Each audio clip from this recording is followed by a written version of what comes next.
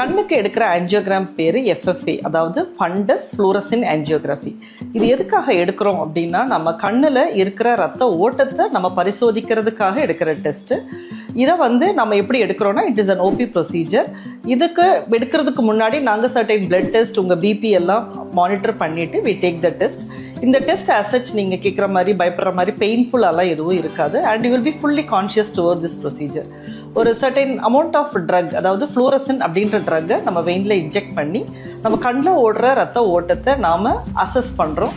So that நம்ம எங்கெல்லாம் black ஆகிருக்கு, எங்கெல்லாம் அந்த பிளட் வெசல்லேருந்து லீக் ஆகுது அப்படிங்கிறத நம்ம பார்க்கறதுக்காக இந்த டெஸ்ட் பண்ணுறோம்.